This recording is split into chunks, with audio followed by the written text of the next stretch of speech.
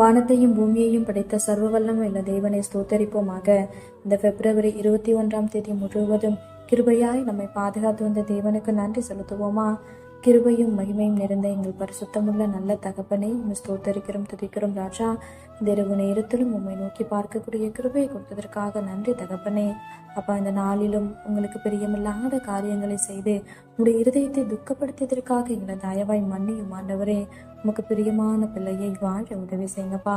இந்த நாளிலும் எங்கள் தேவைகள் எல்லாவற்றையும் சந்தித்து நாங்கள் சோர்ந்து போகாதபடி உங்களுடைய வார்த்தை கொண்டு எங்களை குணப்படுத்தியதற்காக நன்றி தகப்பனே. ஆண்டவரே, இந்த நாளிலும் நாங்கள் மற்றவங்க வாழ்க்கையை பார்த்து பொறாமப்பட்டதற்காக எங்களை தயவா மன்னிச்சிருங்க ஏசப்பா. பொறாமை அப்படின்ற ஒரு எலும்புரிக்கை எங்களுக்குள்ள எப்பொழுதுமே இல்லாதபடி அதற்கு எங்களை விலக்கி காத்தரலும் ஆண்டவரே. அப்பா, மற்றவங்க வாழ்க்கையை ஒப்பிட்டு பார்க்காதபடி நீங்க கொடுத்த வாழ்க்கையில சந்தோஷமாகவும் சமாதானமாகவும் வாழ எங்களுக்கு கற்றுத்தாங்க ஆண்டவரே. உண்மை போல எல்லாரையும் நேசிக்க கற்றுத்தாரும். இந்த இரவு நேரத்தில் ஜெபிக்கிற ஒவ்வொருவரையும் ஆசீர்வதிங்கப்பா. அவர்கள் குடும்பங்களை நீர் பாதுகாத்து வழிநடத்தும். எங்கள் ஆவி ஆத்துமா சரீரம் முழுவதையும் உடைய கருத்தில் கொடுக்கிறோம். நீர் பொறுப்படுத்தி நீர் வழிநடத்தும். இயேசு கிறிஸ்துவின் நாமத்தில் ஜெபிக்கிறோம் எங்கள் ஜீவனுள்ள நல்ல பிதாவே, ஆமேன்.